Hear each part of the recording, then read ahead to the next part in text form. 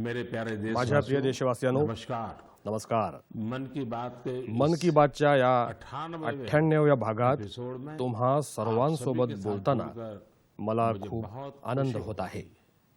Century की तरफ 100व्या भागाकडे घोडदौड करणाऱ्या या प्रवासात आपको मन की बातला तुम्ही लोकांनी जनभागीदारी लोकसहभागाच्या अभिव्यक्तीचं अद्भुत एक अप्रतिम व्यासपीठ बनवलं आहे। हर महीने प्रत्येक महिन्याला को लाखो संदेशांच्या माध्यमातून ही लोगों के कित्येक लोकांची मन की बात माझ्यापर्यंत पोहोचते। आप तुम्हाला तर तुमच्या मनाची ताकद माहीतच आहे। ऐसे ही त्याचप्रमाणे की शक्ति समाजाच्या ताकदीनं से देश कशा प्रकारे देशाची ताकद वृद्धिंगत होते हे आपण मन की बातच्या वेगवेगळ्या भागांमधून पाहिलं आहे, समझा। समजून घेतलं आहे मैंने अनुभव किया आणि मी याचा अनुभव घेतला आहे, स्वीकारलं देखील आहे। जब हम मला तो दिवस आठवतो भारत के पारंपरिक जेव्हा आपण मन की बात मध्ये भारतातील पारंपरिक खेळांना प्रोत्साहन देण्याबाबत बोललो होतो। त्याचवेळी देशात त्वरित जणू एक लाट उठली भारतीय खेळ खेळण्याची, त्यांचा आनंद लुटण्याची, ते शिकण्याची, आत्मसात करण्याची। मन की बात मध्ये जेव्हा भारतीय खेळण्यांची चर्चा झाली तेव्हा देशातील लोकांनी लगेचच याबाबत देखील पुढाकार घेतला। भारतीय खिलौनों आता तर भारतीय खेळण्यांची इतकी आवड निर्माण झाली आहे में भी की परदेशात देखील त्यांची मागणी खूपच वाढत आहे। जब मन की बात में हमने जेव्हा आपण मन की बात मध्ये कथाकथनाच्या भारतीय शैलींबद्दल बोललो दूर तक तेव्हा त्यांची कीर्तीही दूर दूरवर पोहोचली। ज्यादा से ज्यादा लोक मोठ्या प्रमाणात भारतीय कथाकथनाच्या प्रकारांकडे आकर्षित होऊ लागले आहेत। आपको याद होगा मित्रांनो, सरदार तुमच्या लक्षात असेल जयंती सरदार पटेल यांची जयंती अर्थात एकता दिवसाचं औचित्य साधत 3 मन की बात मध्ये आम्ही 3 स्पर्धांची घोषणा केली होती। देशभक्ति या स्पर्धांमध्ये देशभक्तीपर गाणी, और रंगोली अंगाई गीतं आणि रांगोळी यांचा समावेश होता। ये बताते हुए मला तुम्हाला हे कळवताना अत्यंत आनंद होतोय की देशभरातील 700हून जास्त जिल्ह्यांमधील 5 लाखांहून जास्त लोकांनी यामध्ये उत्साहानं भाग घेतला। बड़े यामध्ये लहान मुलं, तरुण मंडळी, ज्येष्ठ नागरिक या सर्वांनी उत्स्फूर्तपणे सहभागी घेतला आणि 20हून जास्त भाषांमध्ये आपल्या प्रवेशिका पाठवल्या आहेत। कॉम्पिटिशन्स में भाग ले या स्पर्धांमध्ये सहभागी झालेल्या सर्व स्पर्धकांचं मेरी ओर से मी अभिनंदन करतो। आप में से हर कोई तुमच्यातील प्रत्येक जण खरं तर विजेता आहे, कला साधक है। कलेचा उपासक आहे। सभी ने यह दिखाया है तुम्ही सर्वांनी हे दाखवून दिलं आहे की देशाच्या विविधतेबद्दल आणि संस्कृतीबद्दल प्रेम तुमच्या मनात किती प्रेम आहे। आज इस मौके पर मित्रांनो, मुझे आज या क्षणी मला लता मंगेशकर जी, लता दीदी याद आना बहुत यांची आठवण येत आहे आणि हे अगदी स्वाभाविक आहे। जब ये प्रतियोगी कारण ज्या दिवशी या स्पर्धेची घोषणा झाली होती त्या दिवशी लता दीदींनी ट्विट करून देशवासियांना या उपक्रमात सहभागी होण्याचा आग्रह केला होता। साथियों, लोरी मित्रांनो, कंपटीशन में अंगाई गीत लेखन स्पर्धेचं प्रथम पारितोषिक कर्नाटका के कर्नाटकच्या चामराजनगर जिल्ह्यातील BM मंजुनाथ जी यांनी पटकावला आहे। ये पुरस्कार कन्नडमध्ये लिहिलेल्या मलगू कंदा या अंगाई गीतासाठी त्यांना हे पारितोषिक मिळालं आहे। प्रेरणा इन्हें ही अंगाई लिहिण्याची प्रेरणा त्यांना त्यांची आई आणि आजीनं गायलेल्या अंगाईमधून मिळाली आहे। आप इसे सुनेंगे ही अंगाई ऐकल्यावर आपको भी आनंद आएगा। तुम्हालाही तो आनंद मिळेल। मलगु कंद मलगु ಕೂಸೆ ಮಲಗು ನನ್ನ ಜಾಣ ಮರಿಯೇ ಹಗಲು ಕಳೆದು ಈರುಳು ನೆರೆದು ನಿದಿರದೇವೆ ಬರುವಳಯ್ಯ ತಾರೆಗಳ ತೋಟದಿಂದ ಕನಸ ಕೊಯ್ದು ತರುವಳಯ್ಯ ಮಲಗು ಕಂದ ಮಲಗು ಕೂಸೆ ಜೋ ಜೋ ಜೋ ಜೋ आसाममधील कामरूप जिल्ह्यात राहणारे दिनेश गोवालाजी यांनी या स्पर्धेत दुसरं पारितोषिक पटकावलं आहे। इन्होंने जो त्यांनी लिहिलेल्या अंगाई गीतामध्ये मातीची आणि धातूची भांडी बनवणाऱ्या स्थानिक कारागिरांच्या लोकप्रिय कलाकृतींचा ठसा आहे. कोहार कोकाए मुनाती अनिसे मुनाती असेनो की खुली साई देखिलो कोहारोर मुनाती मुनाते आसे बानबाती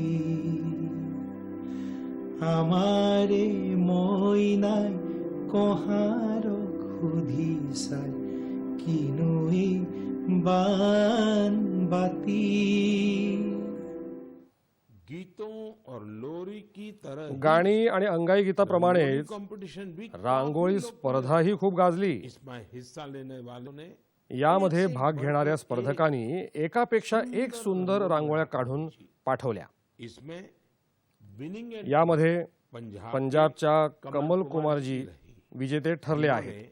नेताजी त्यांनी सुभाषचंद्र बोस नेताजी सुभाषचंद्र बोस अमर शहीद आणि अमर हुतात्मा वीर भगतसिंगजी सुंदर रंगोली यांची अतिशय सुंदर रांगोळी काढली होती. सांगली के महाराष्ट्रातील सांगली येथील नरेंद्र अवसारी सचिन नरेंद्र अवसारीजी यांनी आपल्या रांगोळीत बाग जालियनवाला बाग और तेथील शहीद हत्याकांड उधम सिंह की बहादुरी आणि को हुतात्मा प्रदर्शित उधम सिंग यांचं शौर्य चित्रित गोवा केलं के होतं. रहने वाले गोव्याचे रहिवासी गुरुदत्त वांटेकरजी गांधी जी की रंगोली यांनी गांधीजींची रांगोळी काढली आहे. के तर पुद्दुचेरीतील जी ने मालाती सेल्वम यांनीही आपल्या रांगोळीत सेनानियों पर अनेक महान स्वातंत्र्य सैनिकांना केंद्रस्थानी ठेवलं. गीत प्रतियोगिता के विजेता देशभक्तीपर गीत स्पर्धेच्या विजेत्या टी विजय दुर्गाजी या आंध्र प्रदेशच्या आहेत. में अपनी एंट्री भी त्यांनी तेलुगुमध्ये प्रवेशिका पाठवली होती. प्रसिद्ध स्वतंत्र त्यांच्या भागातील प्रसिद्ध स्वातंत्र्य सैनिक नरसिंह रेड्डी गारूजी यांच्याकडून त्यांना खूप प्रेरणा मिळाली आहे.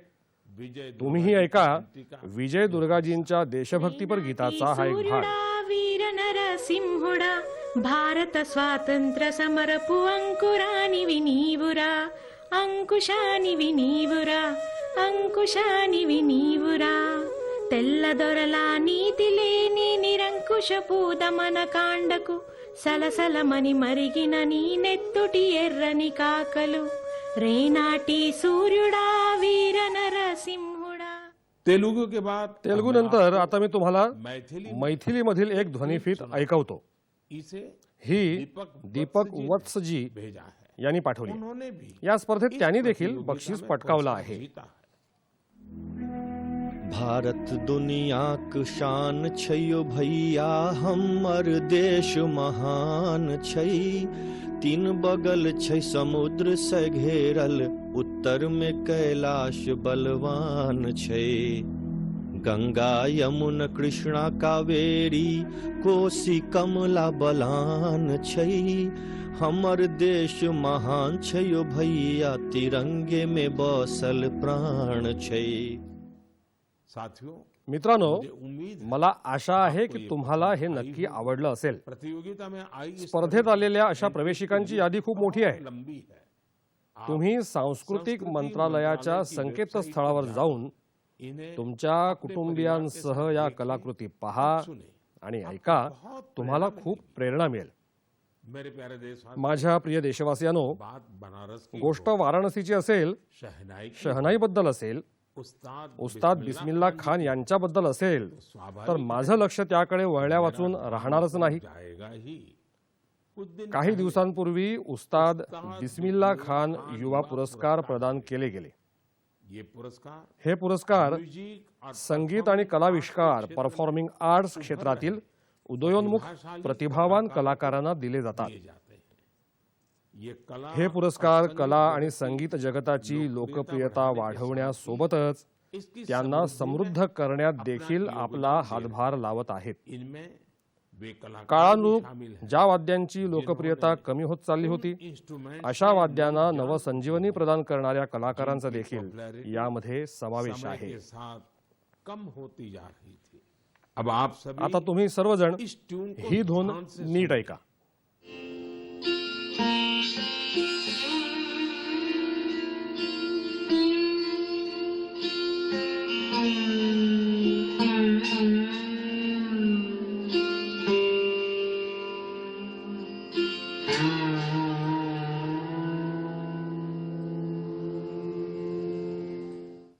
क्या आप जानते हैं हे कोणतं वाद्य आहे तुम्हाला माहिती आहे का? इंस्ट्रूमेंट है? संभव है, माहीत असण्याची शक्यता फारच कमी आहे. पता न भी हो. या वाद्याचं नाव यंत्र का नाम सूरसिंगार असून सूर सिंगार ही धून जॉयदीप मुखर्जी यांनी संगीतबद्ध केली आहे. मुखर्जी ने. जॉयदीप जी जॉयदीपजी उस्ताद उस्ताद बिस्मिल्ला खान पुरस्कारानं सन्मानित तरुणांपैकी एक आहेत. इस इंस्ट्रूमेंट की 50 आणि 60च्या दशकापासूनच हे वाद्य ऐकायला मिळणं दुर्मिळ झालं होतं. चुका था, लेकिन पण सूरसिंगारला पुन्हा लोकप्रिय करण्यासाठी फिर से पॉपुलर जॉयदीप सर्व शक्तीनिशी प्रयत्न करत आहेत. अशाच प्रकारे भगिनी उप्पलपू नागमणीजी यांचा प्रयत्न देखील खूप प्रेरणादायी आहे. जिन्हें त्यांना कर्नाटक शैलीतील मेंडोलिन वादनासाठी हा पुरस्कार देण्यात आला आहे. वहीं दुसरीकडे संग्रामसिंह सुहास भंडारेजी यांना वारकरी परंपरेतील कीर्तनासाठी हा पुरस्कार मिळाला आहे. संगीत से या यादीत केवळ संगीताशी निगडीत कलाकार नाहीत, दुर्गा देवी तर व्ही दुर्गादेवीजी यांना करकट्टम या प्राचीन नृत्य प्रकारासाठी सुद्धा हा पुरस्कार प्राप्त झाला आहे. इस पुरस्कार के एक या पुरस्काराचे आणखी एक विजेते राजकुमार राजकुमार नायकजी यांनी तेलंगणा तेलंगणातील 31 जिल्ह्यांमध्ये 101 दिवस चालणाऱ्या पेरिनी ओडिसी नृत्याचं आयोजन केलं होतं. आज लोग इन्हें आज लोक त्यांना पेरिनी राजकुमार या नावानं ओळखतात. पेरिनी नाट्यम पेरिनी नाट्यम भगवान शंकराला समर्पित एक नृत्य आहे आणि ते काकतीय राजवटीत के दौर में खूप लोकप्रिय होतं. लोकप्रिय था. इस डायनेस्टी या राजघराण्याची मुळं आजच्या तेलंगणाशी निगडीत आहेत. एक अन्य पुरस्कार आणखी एक पुरस्कार विजेते साईखों साई खौम सूरचंद्रा सिंहजी हे आहेत. ये मैतेई पुंग वाद्य निर्मितीतल्या आपल्या नैपुण्यासाठी अपनी हे महारत प्रसिद्ध के लिए आहेत. जाते हैं. इस इंस्ट्रूमेंट या वाद्याचं नातं मणिपुर से नाम मणिपूरशी आहे. पूरन सिंह पूरण सिंग दिव्यांग हे दिव्यांग कलाकार आहेत. जो ते राजूला मलुशाही, नियौली, हुड़का बोल हुडका बोल, जागर जागर जैसे विविध असे विविध संगीत प्रकार लोकप्रिय करत आहेत. बना रहे हैं. इन्होंने त्यांनी या विविध प्रकारांच्या अनेक ध्वनिफिती देखील तयार केल्या आहेत. उत्तराखंड के उत्तराखंडच्या लोकसंगीतात आपली प्रतिभा सिद्ध करून पूरण सिंहजी यांनी अनेक पुरस्कारही जिंकले आहेत. पुरस्कार भी जीते हैं. समय की सीमा वेळेच्या मर्यादेमुळे कदाचित सर्व पुरस्कार विजेत्यांबद्दल मला इथे बोलता येणार नाही, भले न कर पाऊं, पण मला खात्री आहे की तुम्ही त्यांच्याबद्दल नक्कीच आप वाचाल. उनके बारे में जरूर पढ़ेंगे. मला आशा आहे है कि ये की हे सर्व कलाकार परफॉर्मिंग कलाविष्काराला अधिक लोकप्रिय करण्यासाठी तळागाळातील प्रत्येकाला प्रेरणा देत राहतील.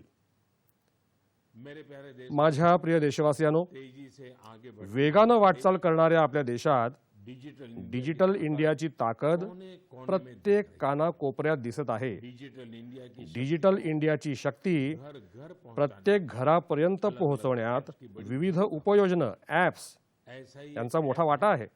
असंच एक ॲप म्हणजे ई संजीवनी. ऐप से या ॲपवरून टेली कंसल्टेशन टेलिकन्सल्टेशन म्हणजे दूर बसून व्हिडिओ कॉन्फरन्सिंग दूरदृश्य प्रणालीद्वारे तुम्ही तुमच्या आजाराबद्दल डॉक्टरांचा सल्ला घेऊ शकता.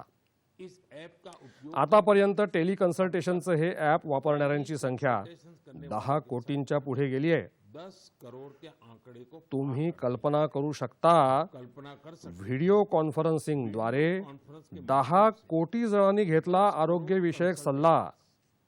मरीज रुग्ण आणि डॉक्टर यांच्यातील अप्रतिम नातं नाता हे एक मोठं यश आहे. अचीवमेंट है. इस उपलब्धि या यशाबद्दल मी सर्व डॉक्टर्स आणि या सुविधेचा लाभ घेतलेल्या रुग्णांचं मरीजों को अभिनंदन करतो. बहुत बधाई देता हूं. भारत के लोग भारतातील लोकांनी तकनीक को कैसे तंत्रज्ञानाला कशा प्रकारे आपल्या जीवनाचा एक भाग बनवला आहे जीता जागता याचं हे जिवंत उदाहरण आहे. देखा है. आपण पाहिलंय कोरोना के की कोरोना काळात ई संजीवनी ॲपच्या माध्यमातून जरिए टेलिकन्सल्टेशन लोकांसाठी एक उत्तम वरदान ठरलं. साबित हुआ है. मेरा भी मन मलाही वाटलं कि क्यों की मन की बात मध्ये आपण एक डॉक्टर आणि एक रुग्ण यांच्याशी याविषयी बोलून संवाद साधून ही गोष्ट तुमच्यापर्यंत का पोहोचवू नये. हमें जानने की लोकांसाठी टेलिकन्सल्टेशन किती प्रभावी ठरलं आहे हे आपण जाणून घेण्याचा प्रयत्न करूया. हमारे साथ आपल्यासोबत सिक्कीमचे डॉक्टर मदन मणीजी आहेत. डॉक्टर डॉक्टर मदन मणीजी सिक्कीममध्ये राहतात, परंतु त्यांनी धनबादमधून धनबाद से MBBS ची पदवी घेतली आहे बनारस हिंदू आणि नंतर बनारस हिंदू विद्यापीठातून MD केलं आहे. त्यांनी ग्रामीण भागातील शेकडो लोकांना टेली कन्सल्टेशनची सेवा दिली आहे. नमस्कार नमस्कार मदन मणि जी. जी नमस्कार सर। मैं नरेंद्र मोदी बोल रहा हूँ. जी जी सर। आप तो बनारस में पढ़े हैं. जी मैं बनारस में पढ़ा हूँ सर। अपना मेडिकल एजुकेशन वहीं हुआ. जी जी। तो जब आप बनारस में थे तब का बनारस और आज बदला हुआ बनारस कभी देखने गए कि नहीं गए. जी प्रधानमंत्री जी, मैं जा नहीं पाया हूँ जब से मैं वापस सिक्किम आया हूँ, लेकिन मैंने सुना है कि काफी बदल गया है। तो कितने साल हो गए आपको बनारस छोड़े. बनारस 2006 से छोड़ा हुआ हूँ सर। ओह, फिर तो आपको जरूर जाना चाहिए. जी जी। अच्छा, मैंने फोन तो इसलिए किया कि आप सिक्किम के अंदर दूर सुदूर पहाड़ों में रह करके वहाँ के लोगों को टेली कंसल्टेशन का बहुत बड़ी सेवाएं दे रहे हैं. जी मैं मन की बात के श्रोताओं को आपका अनुभव सुनाना चाहता हूँ. जी। जरा मुझे बताइए कैसा अनुभव रहा है. अनुभव बहुत बढ़िया रहा प्रधानमंत्री जी। क्या है कि सिक्किम में बहुत नजदीक का जो PHC है, वहाँ जाने के लिए भी लोगों को गाड़ी में चढ़ के कम से कम 100-200 रुपया लेके जाना पड़ता है, और डॉक्टर मिले नहीं मिले ये भी एक प्रॉब्लम है। तो टेली कंसल्टेशन के माध्यम से लोग हम लोग से सीधे जुड़ जाते हैं, दूर दराज के लोग। हेल्थ एंड वेलनेस सेंटर के जो CHOs होते हैं वो लोग हम लोग से कनेक्ट करवा देते हैं, और हम लोग का जो पुराने उनके बीमारी है, उनकी रिपोर्ट्स, उनका अभी का प्रेजेंट कंडीशन, सारी चीजें हम लोग को वो बता देते हैं। यानी डॉक्यूमेंट ट्रांसफर करते हैं. जी जी, डॉक्यूमेंट ट्रांसफर भी करते हैं, और अगर ट्रांसफर नहीं कर सके तो वो पढ़ के हम लोग को बताते हैं। वहाँ का वेलनेस सेंटर का डॉक्टर बताता है. जी, वेलनेस सेंटर में जो CHO रहता है, कम्युनिटी हेल्थ ऑफिसर, और जो पेशेंट है वो अपनी कठिनाइयां आपको सीधी बताता है. जी, पेशेंट भी कठिनाई हमको बताता है। फिर पुराने रिकॉर्ड्स देख के, फिर अगर कोई नई चीजें हम लोग को जानना है, जैसे किसी का चेस्ट ऑस्कल्टेट करना है, अगर उसको पैर सूजा है कि नहीं, अगर CHO ने नहीं देखा है तो हम लोग उसको बोलते हैं कि जाके देखो सूजन है नहीं है, आंख देखो, एनीमिया है कि नहीं है, उसका अगर खांसी है तो चेस्ट को ऑस्कल्टेट करो और पता करो कि वहाँ पे साउंड है कि नहीं। आप वॉइस कॉल से बात करते हैं या वीडियो कॉल का भी उपयोग करते हैं. जी, वीडियो कॉल का उपयोग करते हैं। तो आप पेशेंट को भी आप भी देखते हैं. पेशेंट को भी देख पाते हैं। जी। पेशेंट को क्या फीलिंग आता है. पेशेंट को अच्छा लगता है, क्योंकि डॉक्टर को नजदीक से वो देख पाता है। उसको कंफ्यूजन रहता है कि उसका दवा घटाना है, बढ़ाना है, क्योंकि सिक्किम में ज्यादातर जो पेशेंट होते हैं वो डायबिटीज, हाइपरटेंशन के आते हैं, और एक डायबिटीज और हाइपरटेंशन के दवा को चेंज करने के लिए उसको डॉक्टर मिलने के लिए कितना दूर जाना पड़ता है, लेकिन टेली कंसल्टेशन के थ्रू वहीं मिल जाता है, और दवा भी हेल्थ एंड वेलनेस सेंटर में फ्री ड्रग्स इनिशिएटिव के थ्रू मिल जाता है, तो वहीं से दवा भी लेके जाता है वो। अच्छा मदन मणि जी, आप तो जानते ही हैं कि पेशेंट का एक स्वभाव रहता है कि जब तक वो डॉक्टर आता नहीं है, डॉक्टर देखता नहीं है, उसको संतोष नहीं होता है, और डॉक्टर को भी लगता है जरा मरीज को देखना पड़ेगा. अब आज सारा ये टेलीकॉम कंसल्टेशन होता है, तो डॉक्टर को क्या फील होता है, पेशेंट को क्या फील होता है. जी, वो हम लोग को भी लगता है कि अगर पेशेंट को लगता है कि डॉक्टर को देखना चाहिए, तो हम लोग को जो जो चीजें देखना है वो हम लोग CHO को बोल के वीडियो में ही हम लोग देखने के लिए बोलते हैं, और कभी कभी तो पेशेंट को वीडियो में ही नजदीक में आके उसकी जो परेशानियां हैं, अगर किसी को चर्म का प्रॉब्लम है, स्किन का प्रॉब्लम है, तो वो हम लोग को वीडियो से ही दिखा देते हैं, तो संतुष्टि रहता है उन लोगों को। और बाद में उसका उपचार करने के बाद उसको संतोष मिलता है, क्या अनुभव आता है, पेशेंट ठीक हो रहे हैं. जी, बहुत संतोष मिलता है, हमको भी संतोष मिलता है सर, क्योंकि मैं अभी स्वास्थ्य विभाग में हूँ और साथ साथ में टेली कंसल्टेशन भी करता हूँ, तो फाइल के साथ साथ पेशेंट को भी देखना मेरे लिए बहुत अच्छा सुखद अनुभव रहता है। एवरेज कितने पेशेंट आपको टेली कंसल्टेशन के आते होंगे. अभी तक मैंने 536 पेशेंट देखे हैं। ओह, यानी कि आपको काफी इसमें महारत आ गई है. जी, अच्छा लगता है देखने में। चलिए, मैं आपको शुभकामनाएं देता हूँ. इस टेक्नोलॉजी का उपयोग करते हुए आप सिक्किम के दूर सुदूर जंगलों में, पहाड़ों में रहने वाले लोगों की इतनी बड़ी सेवा कर रहे हैं, और खुशी की बात है कि हमारे देश के दूर दराज क्षेत्र में भी टेक्नोलॉजी का इतना बढ़िया उपयोग हो रहा है. चलिए, मेरी तरफ से आपको बहुत बहुत बधाई. Thank you. साथियों, मित्रांनो, मदन डॉक्टर मदन मणीजींच्या बोलण्यातून स्पष्ट होतं की ई संजीवनी ॲप कशा प्रकारे त्यांना सहाय्य करत आहे. डॉक्टर मदनजी यांच्यानंतर आता आपण आणखी एका मदनजींशी बोलणार आहोत. हे उत्तर प्रदेशातील चंदौली जिल्ह्यातील रहिवासी मदन मोहनलालजी आहेत. आता हाही एक योगायोग आहे की चंदौली सुद्धा बनारसला लागूनच आहे. चला आपण मदन मोहनजींकडून जाणून घेऊया की ई संजीवनीच्या सहाय्यानं एक रुग्ण म्हणून त्यांना काय अनुभव आला आहे. मदन मोहन जी प्रणाम. नमस्कार। नमस्कार साहब। नमस्कार. अच्छा, मुझे बताया गया है कि आप डायबिटीज के मरीज हैं जी। और आप टेक्नोलॉजी का उपयोग करके टेली कंसल्टेशन कर करके अपनी बीमारी के संबंध में मदद लेते हैं. जी। एक पेशेंट के नाते, एक दर्दी के रूप में मैं आपके अनुभव सुनना चाहता हूं ताकि मैं देशवासियों तक इस बात को पहुंचाना चाहूं कि आज की टेक्नोलॉजी से हमारे गांव में रहने वाले लोग भी किस प्रकार से इसका उपयोग कर सकते हैं. जरा बताइए कैसे करते हैं. ऐसा है सर कि हॉस्पिटलें दूर हैं और जब डायबिटीज हमको हुआ तो हमको जो 5-6 किलोमीटर दूर जाकर इलाज करना पड़ता था, दिखाना पड़ता था. और जब से व्यवस्था आप द्वारा बनाई गई है, इससे है कि मैं जाता हूँ, हमारा जांच होता है, हमको बाहर के डॉक्टरों से बात भी करा देती हैं और दवा भी दे देती हैं. इससे हमको बड़ा लाभ है और लोगों को भी लाभ है इससे. तो एक ही डॉक्टर हर बार आपको देखते हैं कि डॉक्टर बदलते जाते हैं. जैसे उनको नहीं समझ जिस डॉक्टर को दिखा देती हैं, वही बात करके दूसरे डॉक्टर से हमसे बात कराती हैं. और डॉक्टर आपको जो गाइडेंस देते हैं वो आपको पूरा फायदा होता है उससे. हमको फायदा होता है, हमको उससे बहुत बड़ा फायदा है और गांव के लोगों को भी फायदा उससे है. सभी लोग वहाँ पहुँचते हैं कि भैया हमारा बीपी है, हमारा शुगर है, टेस्ट करो, जांच करो, दवा बताओ. और पहले तो 5-6 किलोमीटर दूर जाते थे, लंबी लाइन लगी रहती थी, पैथोलॉजी में लाइन लगी रहती थी, एक दिन का समय नुकसान होता था. मतलब आपका समय भी बच जाता है और पैसा भी व्यय होता था. यहाँ पे निःशुल्क सेवाएं सब हो रही हैं. अच्छा, जब आप अपने सामने डॉक्टर को मिलते हैं तो एक विश्वास बनता है, चलो भाई डॉक्टर हैं, उन्होंने मेरी नाड़ी देख ली है, मेरी आंखें देख ली है, मेरा जीभ को भी चेक कर लिया है, तो एक अलग फीलिंग आता है. अब ये टेली कंसल्टेशन करते हैं तो वैसा ही संतोष होता है आपको. हाँ, संतोष होता है कि हमारी नाड़ी पकड़ रहे हैं, आला लगा रहे हैं, ऐसा मुझे महसूस होता है. और हमको बड़ा तबीयत खुश होती है कि भाई इतनी अच्छी व्यवस्था आप द्वारा बनाई गई है, जिससे कि हमको जहाँ परेशानी थी, जाना पड़ता था, गाड़ी भाड़ा देना पड़ता था, वहाँ लाइन लगाना पड़ता था, और सारी सुविधाएं हमको घर बैठे बैठे मिल रही है.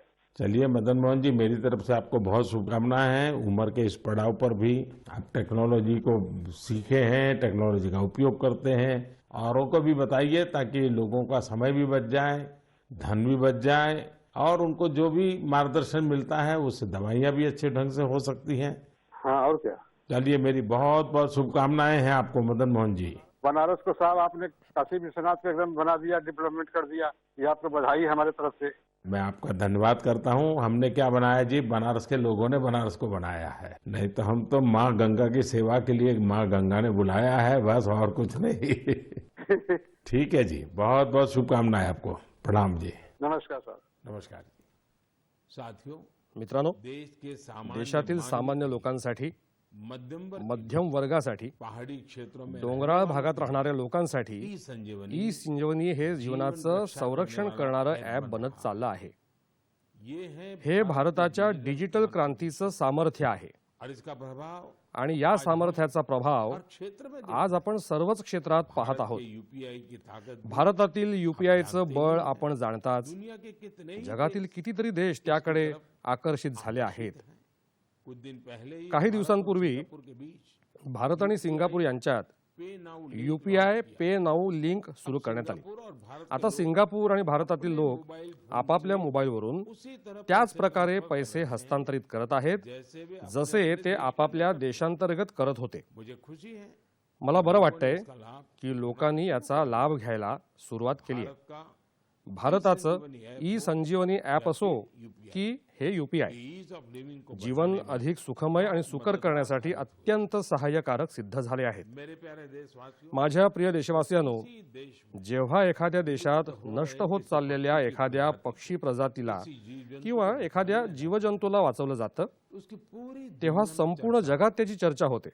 हमारे देश में आपल्या देशात अनेकों अशा अनेक महान परंपरा आहेत जो लुप्त हो चुकी ज्या लुप्त झाल्या होत्या, लोगों के मन मस्तिष्क लोकांच्या स्मृतीआड गेल्या होत्या, मात्र आता लोकसहभागाच्या बळातून त्यांना पुनरुज्जीवित करण्याचे प्रयत्न होत आहेत. तो इसकी चर्चा के लिए त्यामुळे त्यांची चर्चा करण्यासाठी मन की बात पेक्षा अधिक चांगला मंच कोणता असू शकेल?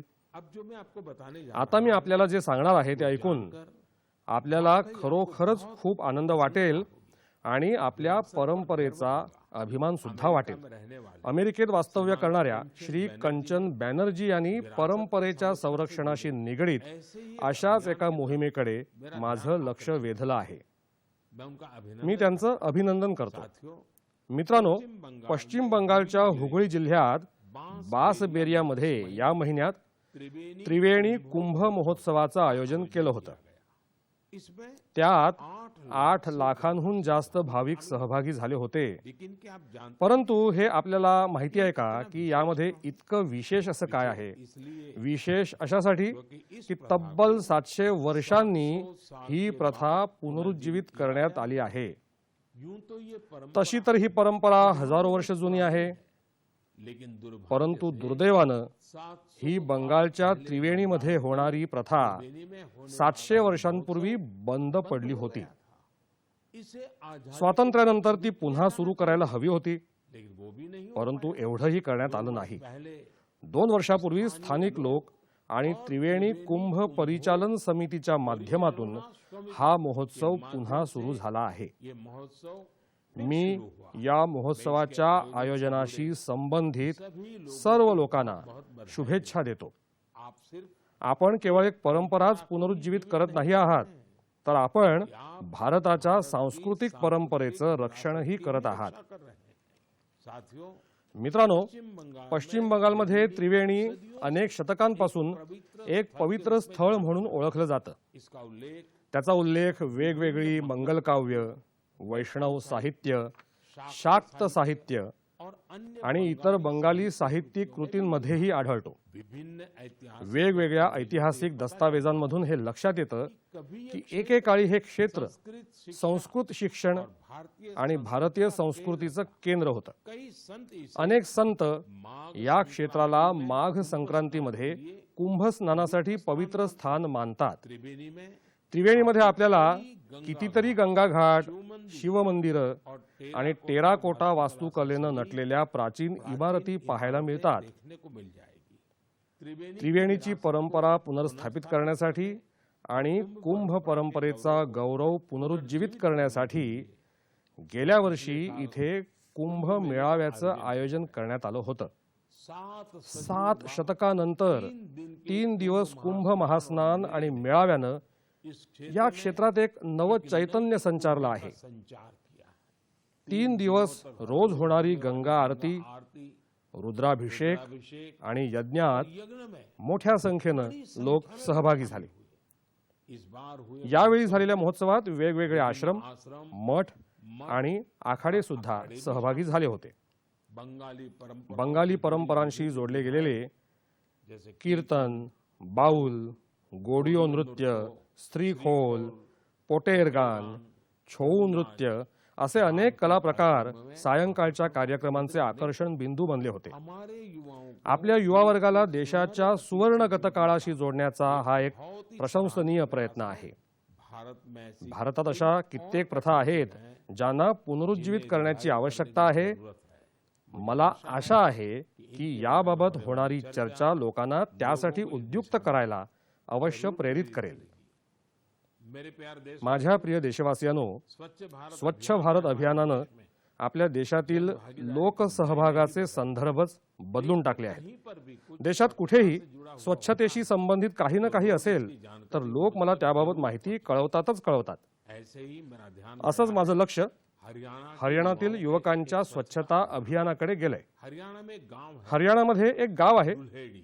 दुल्हेडी. वहाँ के युवाओं ने इथल्या युवा वर्गानं असं ठरवलं की आपल्याला भिवानी शहर स्वच्छतेच्या बाबतीतलं एक आदर्श शहर म्हणून नावारूपाला आणायचं आहे. उन्होंने त्यांनी युवा स्वच्छता आणि सेवा समिती नावाची एक संघटना स्थापन केली. इस समिति से या संघटनेशी संलग्न असलेले युवक युवती पहाटे 4 वाजता भिवानीला पोहोचतात. शहरातील वेगवेगळ्या ठिकाणी जाऊन सर्वजण मिळून स्वच्छता अभियान राबवतात. या लोकांनी शहरातील वेगवेगळ्या भागातून आतापर्यंत कित्येक टन कचरा हटवला आहे. साथियों, मित्रांनो, स्वच्छ भारत अभियानाचा एक महत्त्वपूर्ण पैलू वेस्ट टू वेल्थ अर्थात कचऱ्यापासून संपत्ती निर्मिती हा देखील आहे. ओदिशातील केंद्रपाडा जिल्ह्यातील भगिनी कमला मोहराना एक स्वयंसहाय्यता महिला बचत गट चालवतात. या बचत गटाच्या महिला दुधाची पिशवी आणि प्लास्टिक बांधणीचे करंडे तसंच मोबाईल ठेवण्याचे स्टँड अशा अनेक वस्तू तयार करतात. त्यांच्यासाठी हे स्वच्छता जोपासनेसोबतच उत्पन्नाचंही एक महत्त्वाचं साधन बनलं आहे. आपण ठाम निश्चयच जर केला तर भारताच्या स्वच्छतेत खूप मोठं योगदान देऊ शकतो. कमीत कमी प्लास्टिक पिशवीच्या ऐवजी कपड्याची पिशवी वापरण्याचा संकल्प तर आपण सर्वांनी केलाच पाहिजे. आपल्याला कळेलच आपला हा संकल्प आपल्याला किती समाधान देईल आणि इतर लोकांनाही प्रेरणा देईल. माझ्या प्रिय देशवासियांनो, आज आपण एकत्र येऊन पुन्हा एकदा कितीतरी प्रेरणादायक विषयांवर चर्चा केली. कुटुंबासोबत बसून आपण ती ऐकली आणि आता दिवसभर ही चर्चा गुंजत राहील. आपण देशाच्या कठोर मेहनतीची जितकी चर्चा करतो तितकीच आपल्याला ऊर्जा मिळत असते. ऊर्जेच्या याच ओघासोबत वाटचाल करत आज आपण मन की बातच्या 98व्या भागाच्या मुक्कामी पोहोचलो आहोत. आजपासून काही दिवसांनी होळी सण येतोय. आपल्याला सर्वांना होळीच्या हार्दिक शुभेच्छा. आपल्याला आपले सण व्होकल फॉर लोकल म्हणजे स्थानिक उत्पादनांचा आग्रह या संकल्पासहितच साजरे करायचे. आपले अनुभव माझ्यापर्यंत पोहोचवायला विसरू नका. तोवर मला आता निरोप द्या. पुढच्या वेळेस पुन्हा नव्या विषयांसह भेटूया. खूप खूप धन्यवाद. नमस्कार.